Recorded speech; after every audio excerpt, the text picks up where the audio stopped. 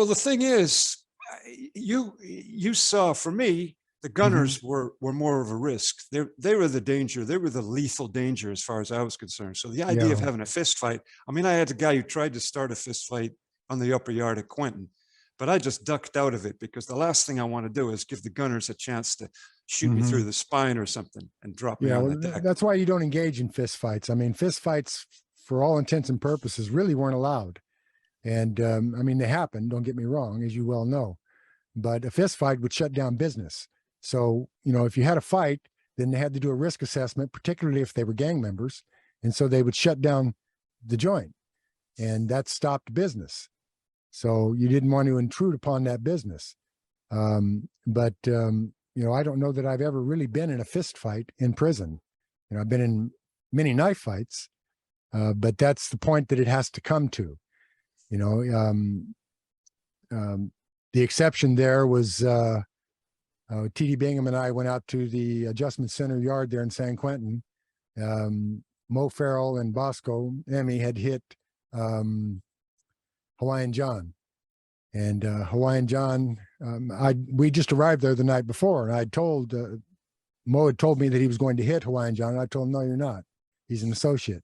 He hit him anyway. They hit him 18 times, but they didn't kill him. So as soon as they cleared TD and I for the yard, we went out to the yard. Now, you remember the yard in San Quentin Adjustment Center, the guard's shack was just up off the yard. I mean, it was no more than 12 feet off the ground, and the fences went right up underneath it.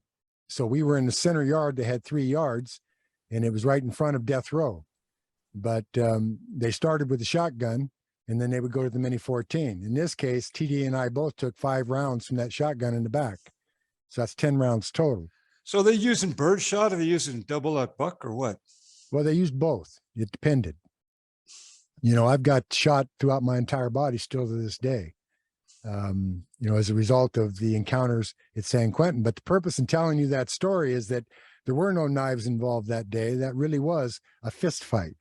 And the idea was to beat the hell out of Mo for having stabbed Hawaiian John. And we really didn't have time to acquire knives at that point because we had just gotten there. So, yeah, that's the one exception where there was a fist fight. And while I had it in my head that I was going to do certain things, it didn't quite turn out that way because Fred, who was the gunner, ex-Vietnam vet, hell on wheels. I've never seen anybody handle a shotgun that well. And while he was firing, he was reloading. And, he hit both TD and I 5 times each. And the thing that stopped us was that that damn shot is so hot, and it's burning you. So each time you get shot, you got all that lead in you, and it's on fire, and it's burning you. And the only reason it didn't hit our heart or our lungs was because TD and I both were lifting iron at the time, so we had a lot of muscle over our backs, and that's the only thing that stopped that. But at any rate, I don't want to get too off course here, but point is that that's the one exception where I did have a fist fight, and otherwise there were no fist fights. They were all knife fights. And, well, I mean, for the gunners, it was all the same. They couldn't differentiate at distance if you were fist fighting or plunging the guy, so they just shot you anyway. Yeah, that's right. The idea of getting involved in any action on the yard was completely out of it. Well, it is, and it had to be worth it. See, that was the thing. If you weren't tipped up, if you weren't a part of a gang, then to get in an altercation would put the business revenues of the gangs at risk. So that if you got into an altercation without permission of the gang, that could put you in trouble in and of itself. Yeah, well, you're saying that about resources and the rest of it, but I seem to remember that the AB and the AB wannabes would just go out and stab whatever black they thought was in the BGF, and then there'd be a retaliation and then a counter retaliation. I mean, surely that's got to be bad for business too. You're probably seen that way, but you want to remember that within the adjustment center at that time, it's like when we arrived from Old Folsom, I don't know if you remember Tahari. Tahari was BGF, and he was there in the adjustment center, and he was one of the lieutenants of the BGF.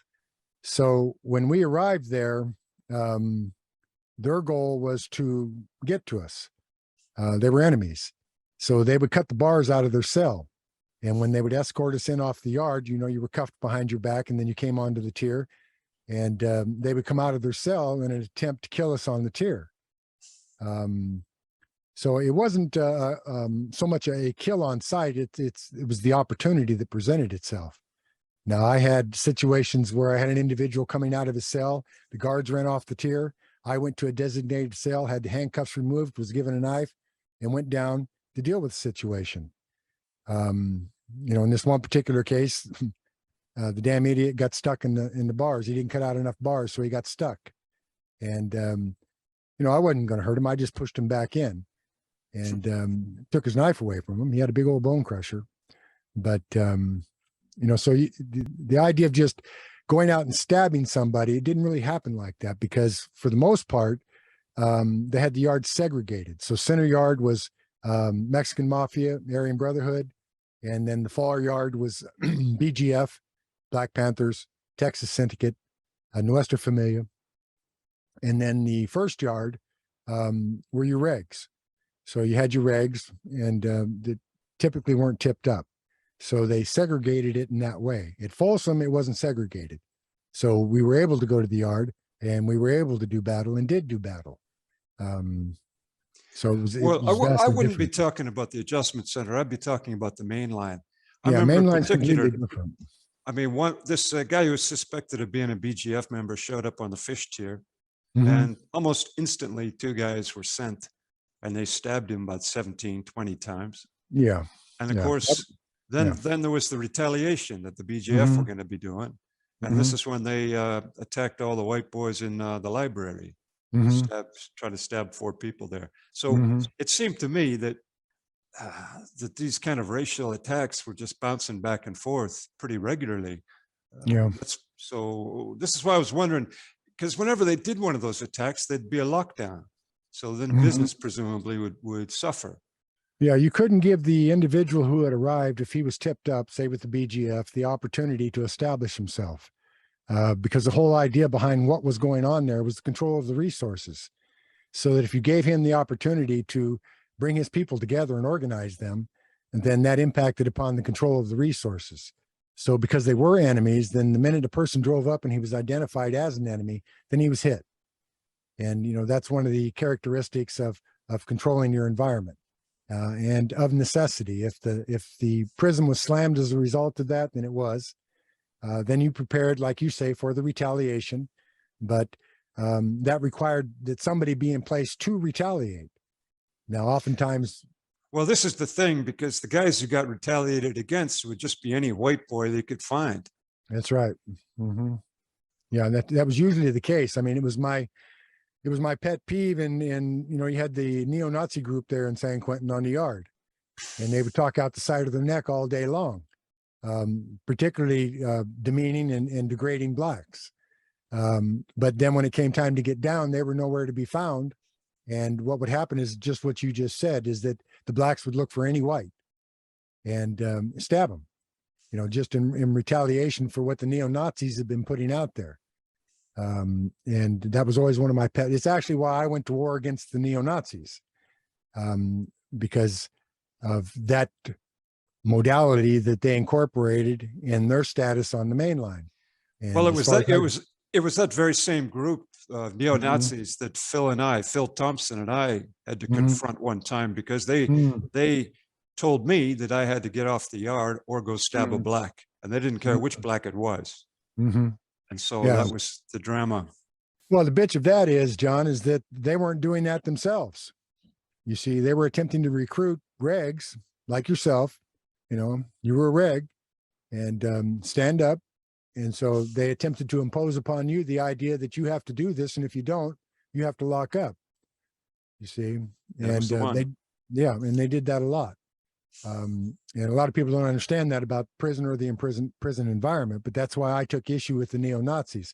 First of all, you're not running a damn thing. And second of all, you're not backing up anything. You know, finally, what the straw, so to speak, that broke the camel's back for me was that it was one of those instances where they were, again, jacking their jaws. The blacks retaliated. They stabbed a bunch of white guys that had no idea what the hell was going on.